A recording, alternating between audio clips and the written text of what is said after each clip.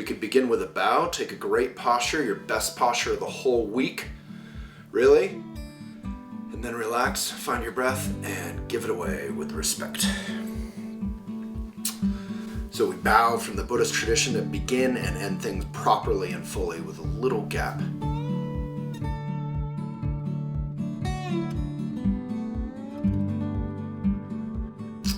Today I wanted to talk about going out on a sketchy date with a douchey dude, which is one negative example of going outside of your comfort zone. So the virtue of going outside of your comfort zone versus when you shouldn't is what we will discuss. And I'd like to thank our mindful sponsor, Pellicase. Literally a phone case you can put on whatever kind of phone you have, toss in your backyard compost when you're done. It's not one of those PLA plastics you have to, or compostables that you have to industrially, it's my favorite word, compost. You can literally just toss it in your backyard compost. So Pellicase, thank you so much, making our everyday behavior more eco-responsible. I want to get one. So, getting outside of your comfort zone. This weekend, I went on a bike ride for 32 miles on my normal everyday bike. Not a fancy bike. I didn't wear spandex. I just did it. I did it with a friend, kind of new friend, and his presence, because he's more of a go-getter cyclist, really inspired me and made me comfortable to do it. And it was super fun and super delightful. And I came back from that trip, and the entire trip, I had this feeling like, oh, I can do this. I can bike all the way to Longmont. I don't have a car. I can now bike really far distances and go to fun new places and see new things. So there's that tension between getting outside of your comfort zone could be a good thing like that, or it could be a bad thing, like someone invites you to some douchey person, sorry for the word if you don't like it, invites, your daughter or your friend or yourself, in this hypothetical metaphor, out on something kind of sketchy. That is also outside of your comfort zone. So how do you know when you should go outside of your comfort zone? Well, it's common sense. It comes back to the Lojong Mind Training slogan, which we go through once in a while, the Buddhist Mind Training slogans, which is always trust the principal one. And the corollary here is don't be so predictable. So if your predictableness is always going along with pushy people, don't be so predictable. If your predictableness is saying, I can't do that, I'm not that kind of person, stop prejudging yourself. Stop being prejudiced about who you are. Expand your notion of who you are. Whether you're saying no to something that doesn't feel right, or you're saying yes to something that feels right, but you're nervous about, like going to a concert, or going on that long bike ride, or the other day I was wrapping up some work in the library, and I was walking down the hallway, and I saw this sort of bouncer person, the library version of a bouncer, who was like a gray-haired, curly-haired, gray-haired lady, very nice, wearing very sensible khakis. And she was letting people into this concert. And I looked on the schedule, and it was free. And it's one of only 3 concerts all summer. And I had no intention of going to some concert. But I was like, oh, wow, seeing some live music, some people actually doing some live music. Forget iTunes, forget Spotify, forget sketchiness. Like, I just want to see some live music with community. But I also wanted to work, so I literally waited until the last 10 minutes of the concert. People were going in and out already, so I wasn't rude about it. And I just walked in, stood in the back, and enjoyed 10 minutes of jazz. And, it was packed in there. There were old people, there were young people, there were people laughing and clapping.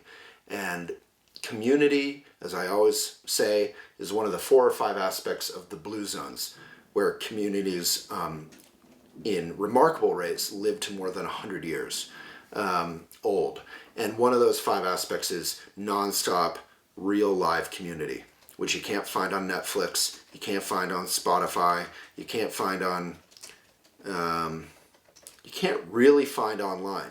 There can be good interaction online in comments once in a while, maybe on Elephant Journal, we're trying, but And I want to encourage people to read journalism online, but for real live interaction, you got to go to a cafe. You got to put down that phone.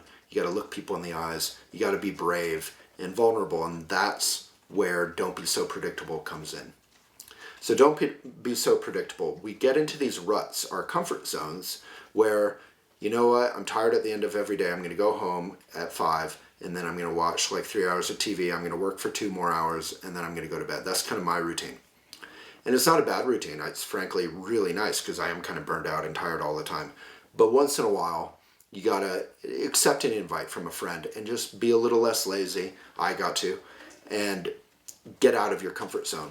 We all know that Venn diagram. It gets shared all the time where it says, here's the comfort zone, here's where the magic happens, and it's outside of that. I do think that's a little bit pejorative. It's good. The comfort zone is where comfort happens, and comfort can be magic. Maitri, taking care of yourself, is needed. Getting 7 hours, 8 hours of sleep is needed. I recently saw interviews on the New York Times with all the presidential candidates on the Democratic side, and all but maybe like 3 or 4 of them claim to get 4 or 5 hours of sleep a night. I'm not impressed by that. I am sympathetic. I understand why they're getting very little sleep, but I want a leader who is well rested and present and alive and thinking. Not sleeping, not taking care of yourself hurts your day. It hurts your life. It hurts your ability to connect intelligently with all the world's challenges, whether you're me or you or the possible next president of the United States. So Elizabeth, please get more sleep. Come on. So again, it just comes down to getting used to listening to yourself. If you listen to yourself, you'll know not to go on that sketchy date and to stay in your comfort zone in that case. If you listen to yourself, you'll know when to bravely do something that you wouldn't normally do. And in so doing, you redefine, you open up, you stretch the envelope of who you thought you could be. That is the cliche and wonderfully so reason behind traveling, is that you meet other cultures, you get outside of your comfort zone, you're all eyes and ears and everything is beginner's mind. You're just looking around. It's beautiful. But when you travel, you see a lot of people who are going into Starbucks. You see a lot of people who are going into McDonald's. You see a lot of people who are basing their entire travel off of TripAdvisor or whatever. Be willing to choose your own adventure, to actually, it's good to look on TripAdvisor and ask advice and all that. Again, this isn't black or white, but really be willing to get off the beaten path. There's this street in Florence where there's like 10 amazing sandwich shops, like amazing, with traditional craft going on, right? And there's one that got reviewed on TripAdvisor or some TV show or something. So there's always like 50 18-year-old kids sitting outside on the curbs eating those sandwiches.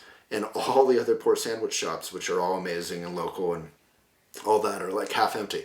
So, we can do better than that. Get outside of your comfort zone when it feels right. Definitely don't when it's not. Having healthy boundaries is a huge part of trusting yourself and not being so predictable. It's actually very predictable not to trust your own boundaries. So don't be so predictable and have a wonderful day. Thank you to Pellicase, our Mindful Eco sponsor. And let's end with a bow, take a good posture, and